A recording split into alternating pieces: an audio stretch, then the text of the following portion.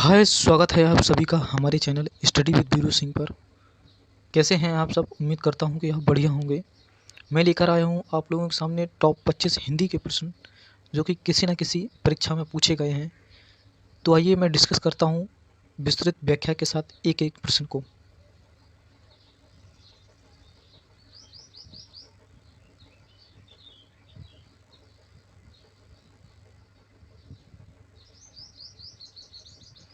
प्रश्न नंबर 1 देखेंगे कि स्वर ध्वनि का प्रकार गलत है। ये प्रश्न हमेशा ऐसे ही आते हैं कि गलत और सही में ये ट्रेंडिंग प्रश्न बनते जा रहे हैं कि गलत ही पूछा जाता है कि इनमें से कौन सा गलत है या कौन सा नहीं है। ऐसे प्रश्न और बहुत सारे लोग गलत भी करते हैं। तो कृपया जब ऐसा प्रश्न आए कि इनमें से कौन सा गलत है तो वहाँ देख लें कि 3 सही होते हैं, मतलब एक गलत है तो हम लोग या तो गलत को ढूंढें या तो फिर 3 सही कर लें। तो हम सही कर लेते हैं। आइए देखते हैं कि स्वर ध्वनि मतलब दीर्घ बड़ा स्वर होता है, ह्रस्व बड़ा स्वर होता है, प्लुत भी स्वर होता है। प्लुत का मतलब बोल सकते हैं हम ओम, बोल सकते हैं ना ओम, ये क्या है? प्लुत स्वर है। और इसका गलत है तो ये इसका गलत है और ये इसका यही सही आंसर हो जाएगा। तो इसका सही उत्तर होगा डी। अगला प्रश्न देखते हैं। खड़ी बोली का दूसरा नाम क्या है? कौरवी, सरहिंदी या ए और बी दोनों या डी नागभाषा। तो खड़ी बोली का दूसरा नाम कौरवी और सरहिंदी ये दोनों है। तो इसका सही विकल्प हो जाएगा सी। क्वेश्चन नंबर 3 देखते हैं कि घर जमाई संगठन के आधार पर कैसा शब्द है? यौगिक है, योगरूढ़ है या ऋण शब्द है या उपयोगात्मक है? कैसा शब्द है ये घर जमाई? तो आइए हम देखते हैं कि यौगिक यौगिक का मतलब होता है किसी भी शब्द को संधि विच्छेद करने या उसको तोड़ने पर, सीधा बोलो तोड़ने पर दोनों का सार्थक शब्द निकले। जैसे बैलगाड़ी, मतलब बैल बैल होता है, गाड़ी गाड़ी होती है, दोनों को मिला के क्या बन गया? बैलगाड़ी। पनघट, पन मानी पानी, घाट मानी घाट, मतलब पानी वाला घाट, दोनों का सेम मीनिंग निकला। अब बात करते हैं योग ऋण। ये योग ऋण क्या है? ये योग ऋण क्या है? योग ऋण ये है कि जो बहुब्री समास के उदाहरण होते हैं ना उनको हम योग ऋण में लेते हैं। तो बहुब्री समास सबको पता होगा, उनके उदाहरण किस में जाते हैं? योग ऋण में। अब देखते हैं ऋण शब्द जिसका खंडन करने पर कोई भी वर्ण हो या कोई भी शब्द है उसको तोड़ेंगे तो कोई भी सार्थक शब्द ना निकले। जैसे काउला कल। अब हम कल को तोड़ेंगे तो का अलग हो जाएगा और ला अलग हो जाएगा। कोई शब्द है का और ला का? नहीं है ना। तो ये शब्द किस में जाएगा? ऋण शब्द में जाएगा। अब पूछा गया था कि हमारा शब्द पूछा गया था घर जमाई। अब घर जमाई को हम तोड़ेंगे तो क्या निकलेगा? घर मानी घर, जमाई मानी दामाद, मतलब एक घर का दामाद, दोनों का सार्थक शब्द है घर का दामाद। तो ये किस में जाएगा? इसका सही जवाब हो जाएगा ए यौगिक में। अगला प्रश्न देखेंगे। यू और बड़ा यू का उच्चारण स्थान है कंठ, तालव, दंत, मूर्धा। इसको कैसे याद रख सकते हैं? ये बहुत ही पेपरों में पूछा जाता है। एक ना एक 101% मिलता ही मिलता है यहाँ से उच्चारण से।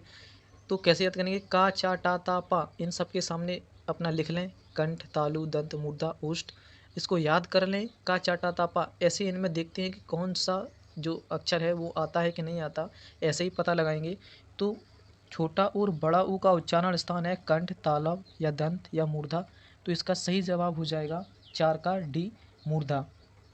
क्वेश्चन नंबर 5 देखेंगे कि निम्नलिखित में से पुल्लिंग शब्द का चयन करें। पुल्लिंग शब्द का चयन करें। अब दुनिया में बहुत सारे शब्द हैं, हम किसी को याद नहीं कर सकते कि ये तुम पुल्लिंग हो और तुम स्त्रीलिंग हो, ऐसे नहीं याद कर पाएंगे। हम ऐसे प्रश्नों को बोल के हमेशा और हमेशा सॉल्व करेंगे। चलो तो हम बोल के सॉल्व कर लेते हैं। जैसे हम क्वेश्चन उठाया हमने कि पुल्लिंग शब्द का चयन करें तो टोली, हम बोल सकते हैं कि टोली अच्छी है। अच्छी है तो ये स्त्रीलिंग है। हम बोल सकते हैं वो कंपनी बहुत बढ़िया है, अच्छी है, उसमें सैलरी अच्छी है। बोल सकते हैं वो सोसाइटी बहुत ही बढ़िया है, अच्छी है। अब बोल सकते हैं बृहस्पतिवार ये बहुत अच्छा है। कैसा? ये अच्छा है। अब अच्छा है तो पुल्लिंग है। तो इसका सही जवाब हो जाएगा ए बृहस्पतिवार बहुत ही अच्छा है। क्वेश्चन नंबर 6 देखेंगे। जाके प्रिय ना राम वैदेही पंक्ति किस कवि की है? सूरदास जी की, तुलसीदास जी की, बिहारी जी की, मीराबाई जी की। तो ये पंक्ति है तुलसीदास जी की कि जाके प्रिय ना राम वैदेही। ठीक है। क्वेश्चन नंबर 7 देखेंगे कि जगदीश शब्द का संधि विच्छेद क्या होगा? ऑप्शन ए है जगत धन ईस, बी जगत धन ईस, जग धन ईस, जगत धन ईस। तो इसमें क्या, जब हम देखेंगे कि ये जगदीश है ना, व्यंजन संधि है, और व्यंजन संधि को जब पूछा जाए कि ये मतलब कैसे वो करते हैं, तो इसका सीधा एक फंडा है कि इसमें हलंत होता है। अब हलंत तो दो ऑप्शन में भाई फंस गए ना, लेकिन नहीं फंसे। देखो इसमें थोड़ी सी और याद रखेंगे, पहली बात तो हलंत वाला टिक करेंगे, दूसरी बात और याद रखेंगे कि तीसरा वर्ड परिवर्तित होगा। क्या देखो जगत में इसमें कहीं परिवर्तन है, दा यहाँ भी आ रहा, दा यहाँ भी आ रहा, तो ये तो होगा नहीं। इसमें भी परिवर्तन है ता, तो ये सही हो गया अपना जगत धन ईस, ये व्यंजन संधि का उदाहरण है। क्वेश्चन नंबर 8 देखेंगे। पूछा गया है कि अनामिका किसकी कृति है? सूर्यकांत त्रिपाठी निराला, रामधारी सिंह दिनकर, मीराबाई, महादेवी वर्मा। तो ये किसकी कृति है? तो ये सूर्यकांत त्रिपाठी निराला जी की कृति है। अनामिका बहुत ही पेपरों में पूछी गई है, इसको इंपॉर्टेंट लगा लें। रामधारी सिंह दिनकर की उर्वशी है, महादेवी वर्मा की यामा है, और ये मीराबाई। ठीक है, तो इसका सही जवाब हो जाएगा ए। क्वेश्चन नंबर 9 देखेंगे कि दया सागर में कौन सा समास है? अब समास तो पढ़े होंगे आप सभी ने कि दया सागर में कौन सा समास है। अगर नहीं पढ़े हैं तो मैं थोड़े ही सेकंड में आपके दिमाग में फिट कर दूंगा, जो आप कभी नहीं भूलेंगे। तो हम देखते हैं एक एक ऑप्शन की विस्तृत व्याख्या करके। द्वंद्व समास क्या होता है? द्वंद्व समास होता है कि जब दोनों पदों के बीच में और डैश, जिसको हम बोलते हैं योजक चिन्ह, और डैश मिल जाए, और विपरीत शब्द भी मिल जाएं। जैसे डैश उन्हीं के बीच में आता है जो विपरीत शब्द हो, जैसे माता और पिता, और आ गया माता डैश पिता, ये भी हो गया। लेकिन थोड़ा सा ध्यान रखें द्वंद्व समास में कि जो सिमिलर वर्ड होते हैं ना, उनमें जो ये तुम्हारा द्वंद्व समास नहीं होगा। जैसे एक वर्ड आता है धीरे धीरे, कैसा वर्ड आता है? धीरे धीरे। अब धीरे धीरे में भी डैश आता है, तो ये धीरे आगे आ गया, धीरे पीछे आ गया। जैसे कल कल, आज आज, हाथों हाथ, ये रिपीटेड वर्ड है ना, ये अभी भाव में चले जाते हैं। तो थोड़ा सा और ध्यान रखें, और डैश में जब डैश और लगाना ही है तो विपरीत शब्द हो, और हो डैश हो, लेकिन डैश सिमिलर वर्ड में ना हो, जैसे हाथों हाथ, ये किस में चला जाएगा? अभी भाव में। तो थोड़ा सा ध्यान रखें, ये द्वंद्व समास की ट्रिक थी। अब द्विगु समास क्या होता है? जहाँ संख्यावाची वर्ड हो, मतलब द्विगु समास। जैसे पंचवटी मतलब 5 वटों का समूह, त्रिवेणी, चौराहा।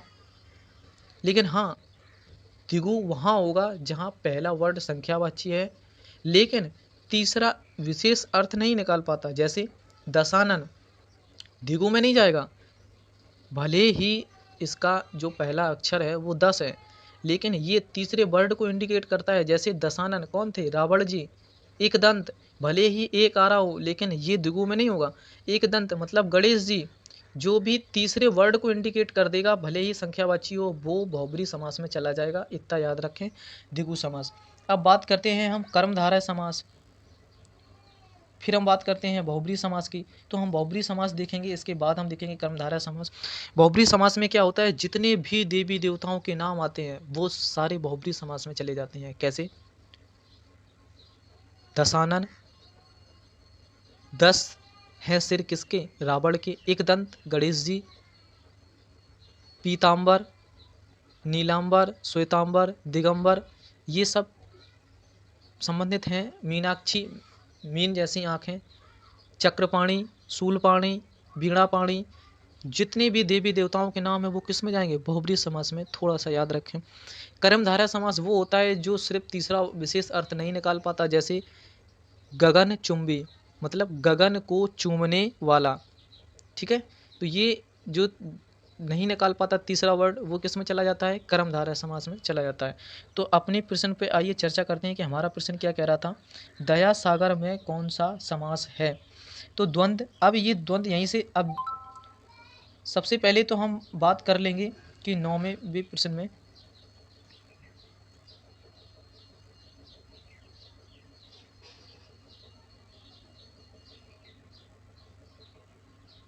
अब देख लेते हैं कि 9वें प्रश्न में देखते हैं कि दया सागर में कौन सा समास है। तो अगर ऐसा कोई वर्ड आ जाए जो तुम्हें पता ना हो समास, तो सबसे पहले उसको ऑप्शन से क्लियर कर लेंगे। देखो कैसे? ऑप्शन से क्लियर कर लेंगे। क्यों? क्योंकि हमें ऑप्शन 4 ही ऑप्शन होंगे और 4 ऑप्शन में से 2-3 तो आपके पढ़े ही होंगे। पढ़े का मतलब आप उनकी कोटेशन समझते हैं। जैसे द्वंद्व समास, क्या और, क्या डैश, ऐसी कोई स्थिति है दया सागर में? नहीं है ना, तो ये नहीं होगा। बहुब्रीहि समास, क्या दया सागर में कोई आ रहा है? क्या आ रहा है इसमें? कोई देवी देवता है? कौन थे दया सागर? पता नहीं कितने दया सागर थे। ठीक है। द्विगु समास में क्या आ रहा? देखो भैया, द्विगु समास में क्या आ रहा? द्विगु समास की परिभाषा क्या सीखी थी? द्विगु समास में ये सीखा था हमने कि संख्यावाची हो। क्या दया में कुछ है संख्या वंख्या? कुछ नहीं है, तो द्विगु समास तो बिल्कुल नहीं होगा। बचा क्या? ये कर्मधारय है, सही हो जाएगा। इसका सही जवाब 9 का क्या होगा? बी। क्वेश्चन नंबर 10 देखेंगे।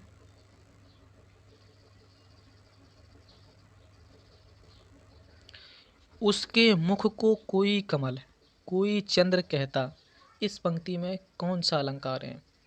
उसके मुख को कोई कमल, कोई चंद्र कहता, इस पंक्ति में कौन सा अलंकार है? अब भ्रांतिमान, क्या भ्रम हो रहा है? नहीं, भ्रम नहीं हो रहा। क्यों नहीं हो रहा भ्रम?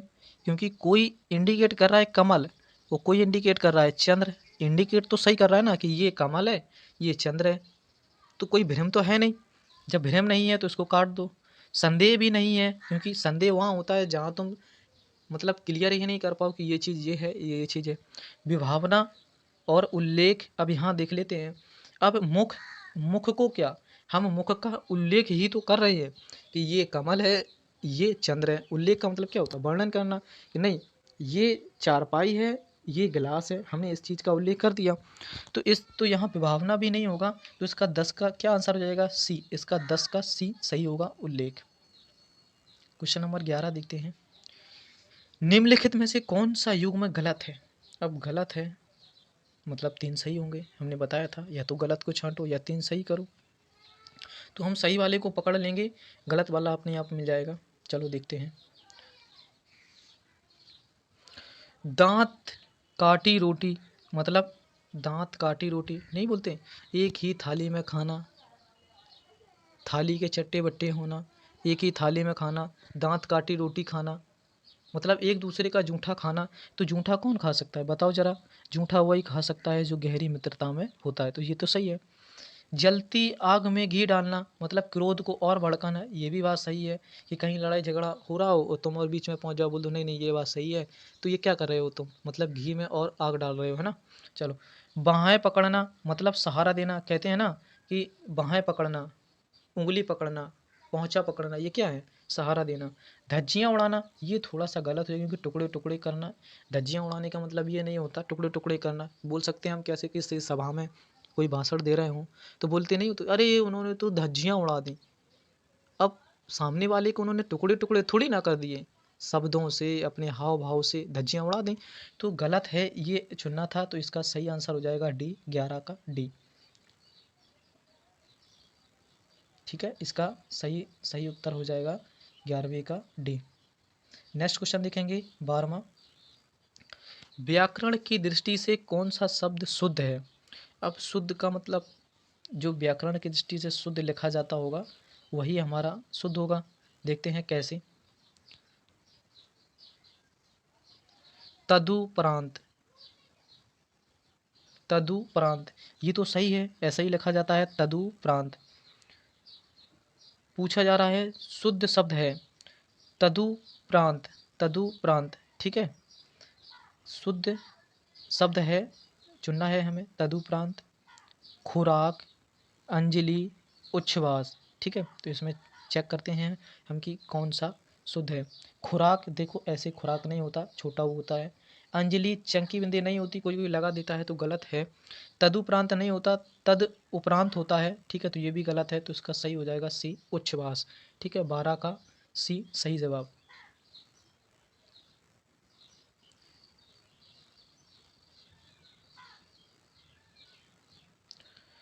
क्वेश्चन नंबर 13 देखेंगे। छली शब्द का विलोम है, छली शब्द का विलोम है छलवा, धोखेबाज, तेजवान।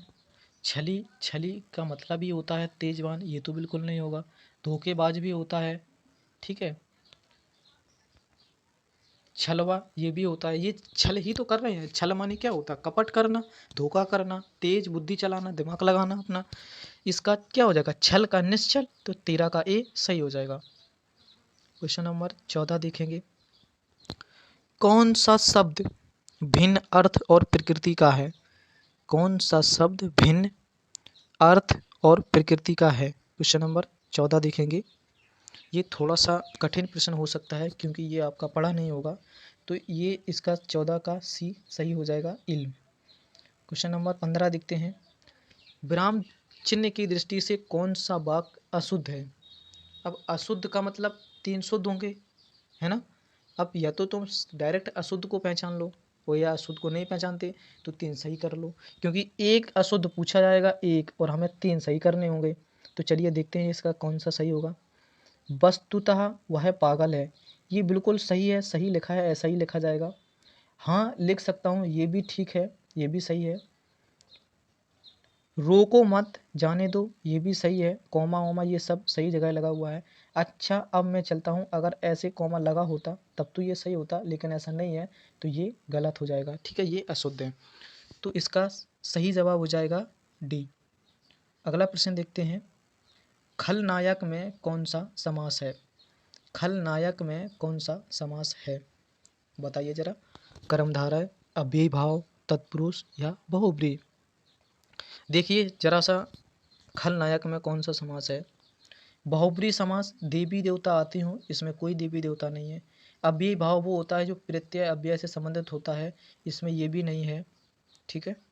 तत्पुरुष समास वो होता है जिसमें कारक आते हैं, जैसे मैं, को, कर्ता, ने, कर्म को, करण से, संप्रदान के लिए, हे हो, हरो, ये सब किस में आते हैं? तत्पुरुष में। तो इसका 16 का ए कैसा हो जाएगा? सही हो जाएगा, कर्मधारय 16 का ए। अगर कोई भी समास आप लोगों को नहीं आता तो सबसे पहले ऑप्शन से जाके उठा लें उसको, क्योंकि 2 और 3 ऐसे विकल्प मिल ही जाएंगे जिसका आप लोगों को कोटेशन पता होगा। जैसे बहुब्रीहि में सभी देवी देवता, तत्पुरुष में कारक चिन्ह आते हैं, है ना। तो ये 2 देखो मिल गए थे, दोनों को मैंने लगा दिया, तो 16 का ए सही हो जाएगा, कर्मधारय समास। 17, अर्थ के आधार पर वाक्य नहीं है, मतलब अर्थ के आधार पर वाक्य नहीं है, बता सकते हैं ना। इच्छावाचक वाक्य होता है, सभी को पता है कि अपनी इच्छा। प्रश्नवाचक वाक्य भी होता, आज्ञावाचक भी वाक्य होता। ये देशवाचक कहाँ से आ गया, ये नहीं है। ठीक है, तो इसका सही हो जाएगा सी। क्वेश्चन नंबर 18 देखेंगे, लेखक और उसकी कृति के युग्म में कौन सा युग्म गलत है? बता सकते हैं हम किन की कृति है और किसके लेखक हैं, ये बताना है। युग्म गलत है मतलब 3 सही होंगे, एक गलत होगा। अंधा कुआं,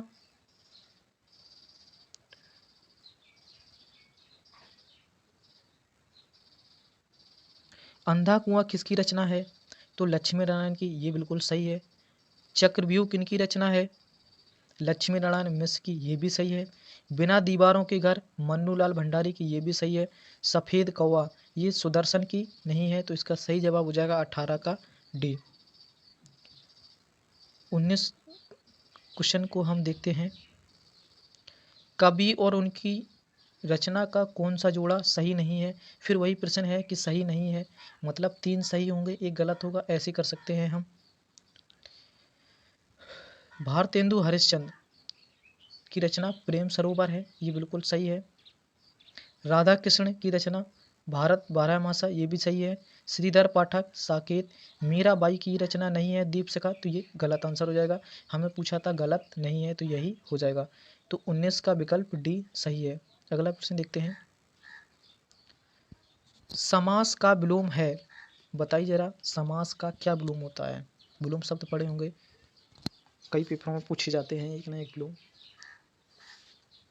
बताइए जरा समास का विलोम क्या है?